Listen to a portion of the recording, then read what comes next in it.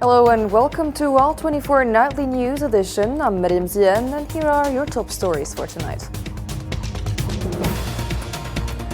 The Palestinian Authority asserts that Palestinian land and holy sites are not for sale. The UN considers Trump's displacement plan genocide. The EU reaffirms Gaza is an integral part of the future Palestinian state, and Algeria rejects displacement of Palestinians.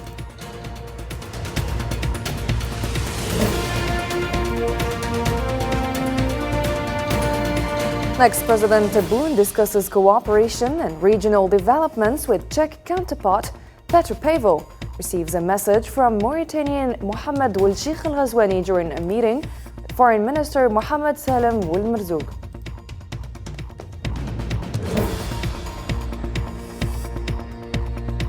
And in Sudan, fierce clashes between the army and rapid support forces over control of Soba Bridge in Khartoum, amid intense strikes by the army on RSF positions in the capital.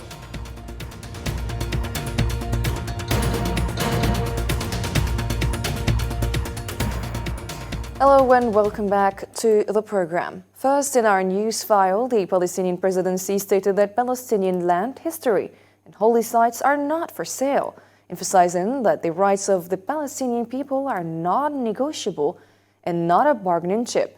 Presidential spokesperson Nabila Bourudayna affirmed that the Palestinian people, who have made immense sacrifices to defend their legitimate national rights and maintain their independent national decision-making, will not relinquish an inch of their land, whether in Gaza or in the West Bank, including East al-Quds, the capital of Palestine.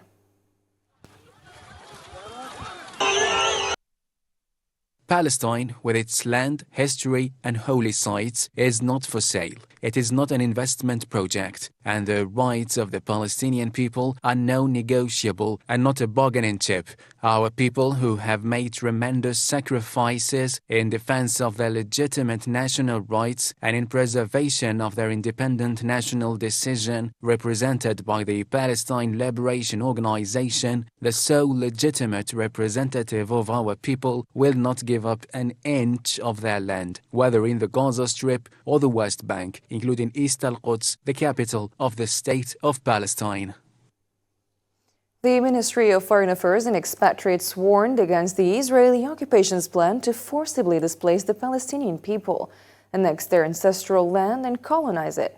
In a statement on Thursday, the ministry described these actions as an extension of genocide, war crimes, and crimes against humanity committed by the occupying state amid a aimed at prolonging the occupation and conflict while denying the Palestinian people their legitimate and just rights. The Ministry of Foreign Affairs and Expatriates warns against the Israeli occupation authorities' plans to carry out projects aimed at displacing our people and annexing and colonizing the land of their ancestors, especially following the statement by the occupation defense minister, who gave instructions to prepare plans for implementing the displacement. The ministry considers this an extension of the genocide, war crimes, and crimes against humanity committed by the occupying state against our people. The ministry sees these actions as a reflection of the international isolation of the occupying state in the face of the growing international consensus that rejects the crimes of displacement and annexation, affirms the rights of our people, and calls for the necessity of resolving the conflict based on the two-state solution, international legitimacy, and its resolutions. The United Nations declared that U.S. President Donald Trump's proposal for the forced displacement of Palestinians constitutes an international crime amounting to genocide. UN Special Rapporteur on Palestine, Francesca Albanese, stated in a press briefing that implementing forced displacement would further complicate the ongoing crimes committed by the occupation, exacerbating the regional crisis. It's unlawful. What he proposes, people talk of ethnic cleansing. No, it's worse. It's worse. It's forced displacement. It's inciting to commit forced displacement, which is an international crime. Forced displacement and further dispossession, and in the context of a genocide, I mean, it will strengthen the complicity in the crimes that Israel has been committing over the past 15 months and before. You know, it's unlawful, immoral, and irresponsible. It's completely irresponsible because it will make the regional crisis even worse.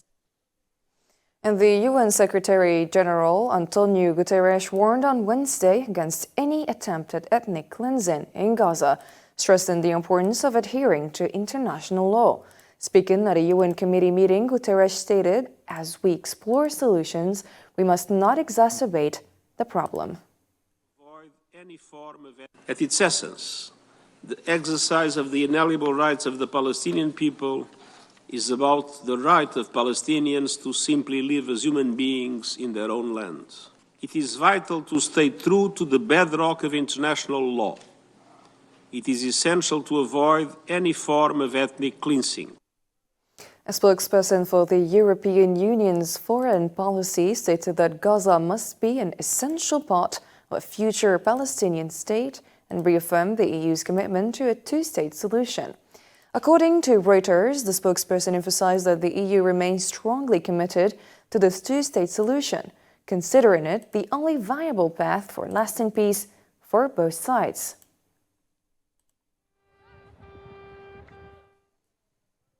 And on Thursday, Algeria firmly rejected reports of plans aimed at forcibly displacing and emptying Gaza of its indigenous population. In a statement, the Algerian Foreign Ministry described the proposal as part of a broader scheme designed to strike at the heart of the Palestinian national project. Algeria expresses its absolute rejection of the circulated plans aimed at displacing and emptying Gaza of its indigenous population as part of a scheme targeting the very core of the Palestinian national project. And in a statement, the Algerian Foreign Ministry urged continued efforts by the mediation group to solidify the ceasefire agreement in Gaza, ensuring its full implementation in all aspects and dimensions. Amid the launch of the second phase negotiations aimed at securing a ceasefire in Gaza, particularly and addressing the consequences of the imposed war more broadly, Algeria expresses its hope that the mediation efforts will continue with broad international support to ensure the consolidation of this agreement and the follow-up of its implementation in all aspects and dimensions. The Algerian Foreign Ministry reiterated the Palestinian people's right to establish an independent and sovereign state as part of a fair, lasting and final solution based on a two-state solution. The ministry also stressed the necessity of unifying Palestinian territories from Gaza to the West Bank and occupied Al-Quds. Algeria reaffirms that lasting peace in the Middle East depends on upholding Palestinian rights and establishing an independent state under the two-state solution. It stresses the need to unify Palestinian territories from Gaza to the West Bank and Al-Quds, warning that any attempt to undermine or divide this project will only prolong the conflict, worsen Palestinian suffering, and escalate regional instability. Canada's foreign ministry expressed its support for the Palestinian people's right to self-determination following U.S. President Donald Trump's announcement of a plan to seize Gaza and displace its residents. In a post on X, Canadian Foreign Minister Mélanie Joly reaffirmed that Canada's stance on Gaza remains unchanged. She stated that Canada rejects forced displacement proposals and remains committed to a two-state solution with internationally recognized borders. And Spanish Foreign Minister José Manuel Álvarez rejected an Israeli proposal for Spain to accept displaced Palestinians from Gaza.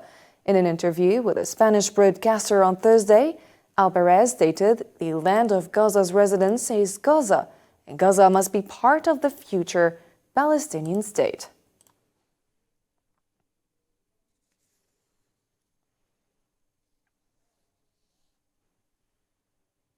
Still in the same context and following U.S. President's statements about plans to displace Gazans from their land, Palestinians strongly rejected the proposal, affirming their commitment to their homeland under all circumstances.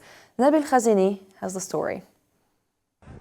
From the ruins of a 15-month-long brutal war, life emerges from the destruction, sending a clear message to everyone: Palestinians will never leave their land. Despite the immense hardship and US efforts to expel them, Palestinians of Gaza stand defiant, resolute in their determination to stay. They reject any plans to force them out, unwavering in their commitment to their land, even amid the destruction they face. This is not possible. This is our country, our land. We will hang on it till the last moment. We have been waiting for a year and a half, just like the baby waits for food and water. We have waited for the ceasefire to start to come back to our homes. Despite that, we don't have houses or homes anymore. So we got displaced to the rubble and we built tents and stayed.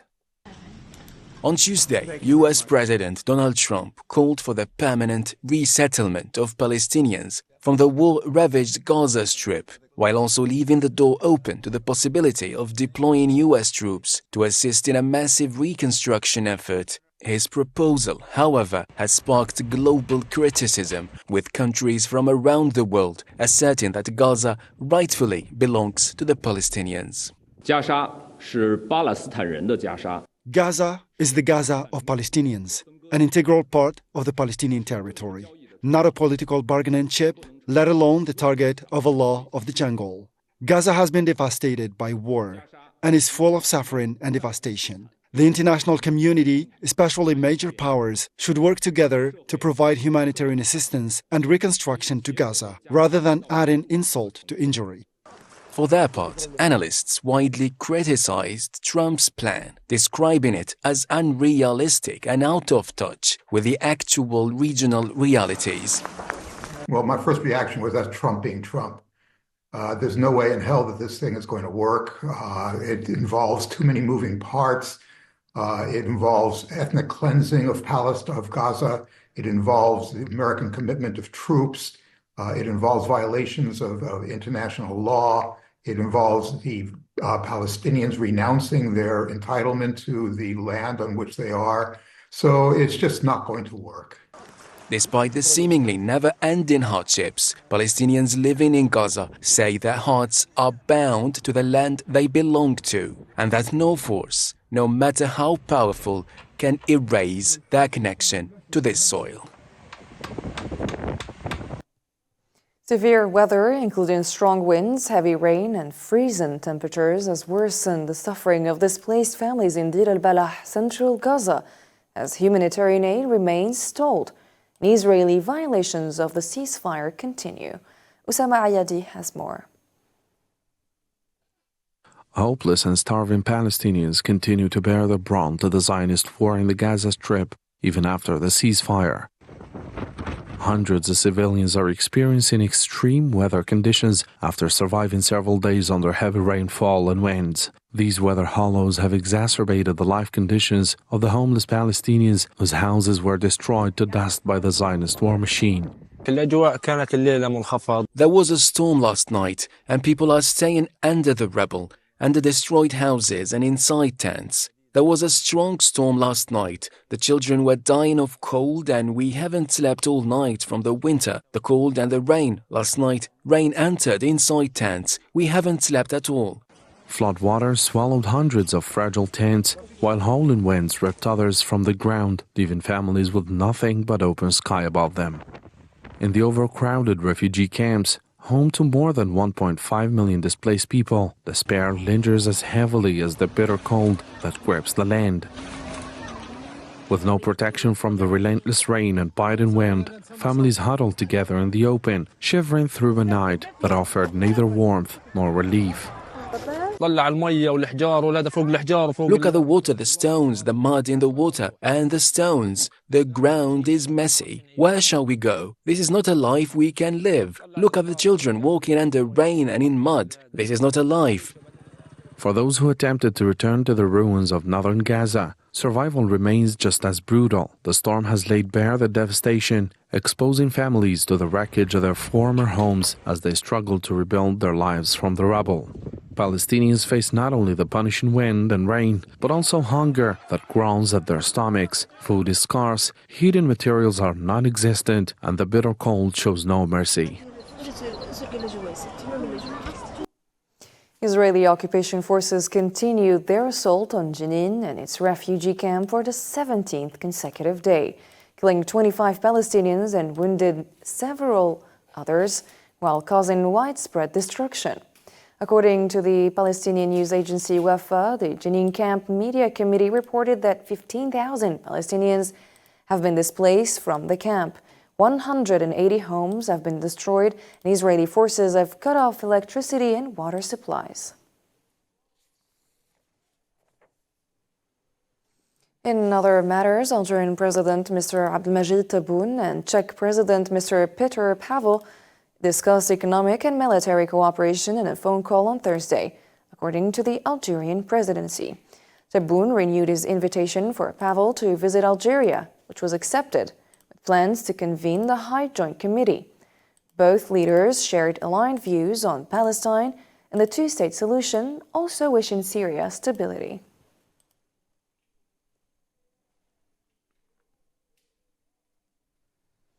Algerian President Mr. Abdelmajid Tebboune received Mauritanian Foreign Minister Mohamed Salem Ould Merzoug on Thursday, who delivered a message from Mauritanian President Mohamed Ould Sheikh Al Ghazouani, according to a statement from the Algerian presidency. The meeting was attended by the director of the presidential office, Boualam Boualam, and Foreign Minister Ahmed Attaf.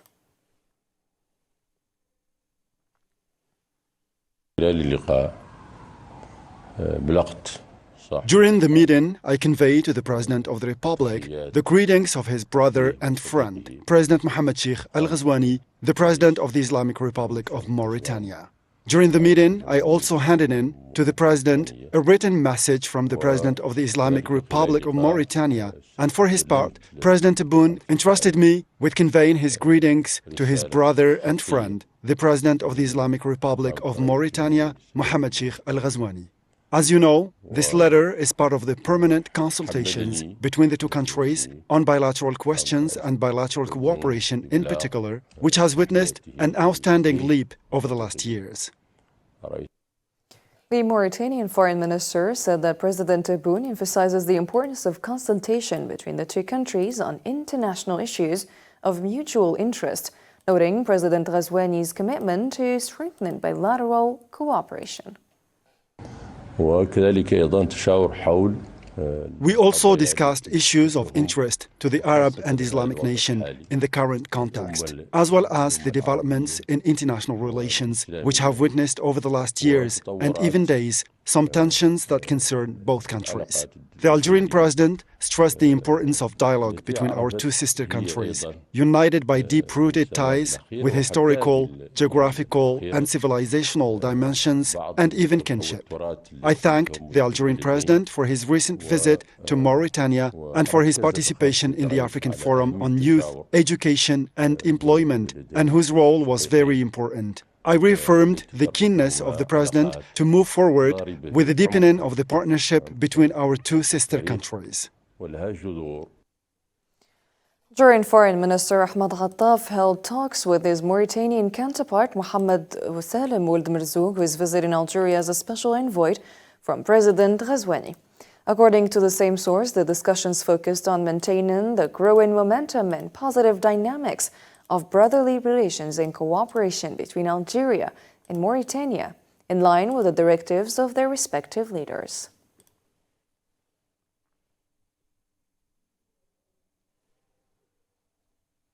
And as part of his official visit to India, Army General Saeed Shingriha, Minister Delegate to the Minister of National Defense, Chief of People's National Army Staff, visited the Goa Shipyard Limited at the invitation of India's Chief of Defense Staff, General Anil Chauhan.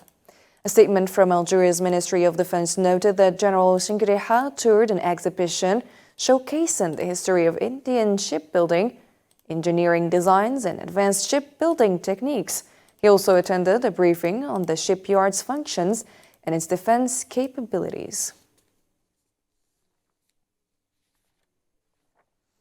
Army General Said Shingri also visited the Goa Naval Air Base, where he was received by its commander, Rear Admiral A.J. Theophilus.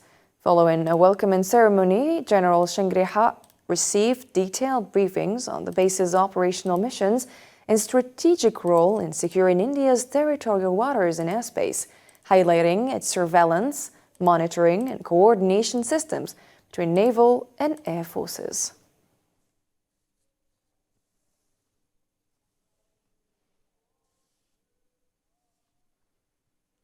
Algerian Foreign Ministry Secretary General Lounès Magraman emphasized the need for high-level training in state institutions, including security and police forces.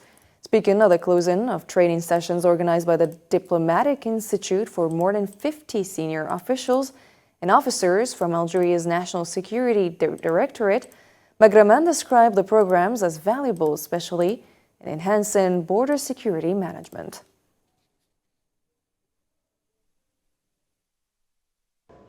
إن التحديات الراهنة التي تواجهها بلادنا. The current challenges that our country is facing necessitates high-level training and foundation for our institutions, including security and police institutions. The training sessions, with all what they included from programs and norms in different fields, will undoubtedly form a qualitative addition to the knowledge and practical balance of the figures of the General Directorate of National Security, and will have positive impact on the optimal handling of the diverse issues that the figures of the Directorate face during their mission, which impose on them handling daily security challenges with diverse dimensions and shapes, including the border centers of our country.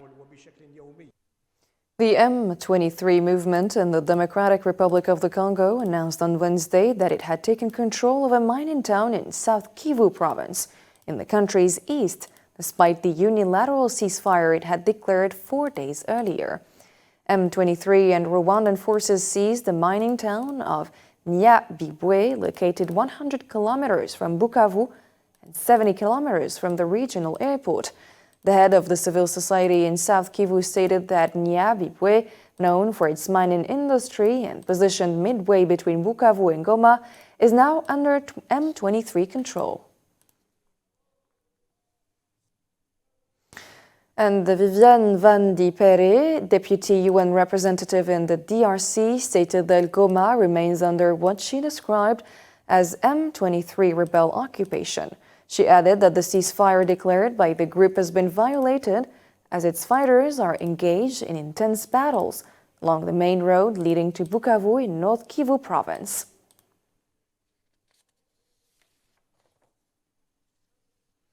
The battles in Goma, Eastern Democratic Republic of the Congo, have left at least 2,900 dead, according to a new toll published by the UN. Viviane van die Perre, a representative from the UN Stabilization Mission in the Democratic Republic of Congo, stated that 2,000 bodies have been collected from the streets of Goma in recent days, with 900 more in the morgue. She pointed out that this toll is expected to rise.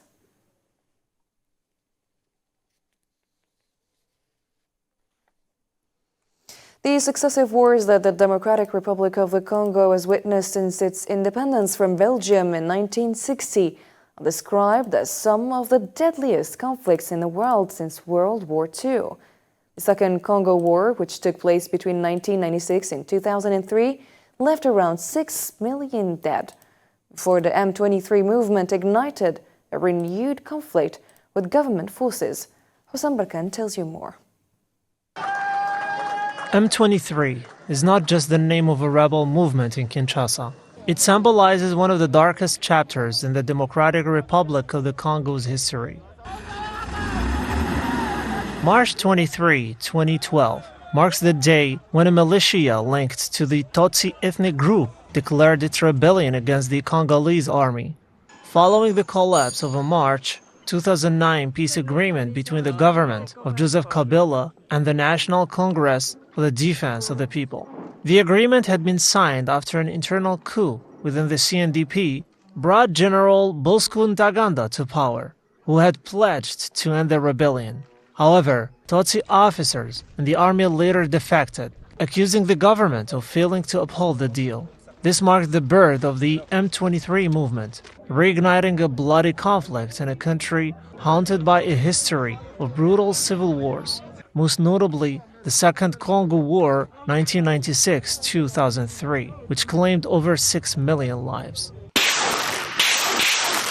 In its early months, M23 suffered heavy defeats from the Congolese army, backed by UN peacekeeping forces MONUSCO, forcing most of its fighters to flee to Rwanda, Tanzania, Burundi, and Uganda, where its leader Bernard Bismuth took refuge.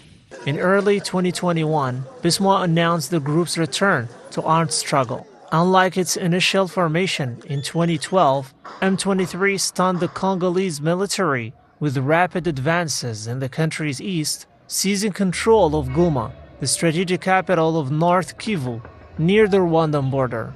Kinshasa accused Kigali of backing the rebels, further destabilizing the Democratic Republic of the Congo.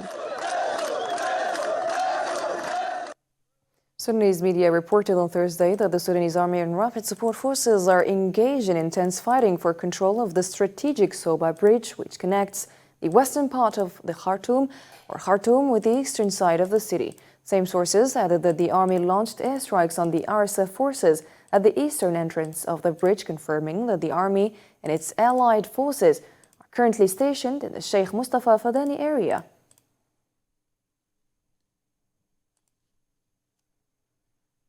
The Sudanese army carried out airstrikes on Rapid Support Forces gatherings in the East Nile area near Khartoum Bahri. Sudanese media sources confirmed on Thursday that clashes between the Sudanese army and the RSF continue in several regions across Sudan. These confrontations are part of an expanded military operation aimed at regaining control over areas of Khartoum.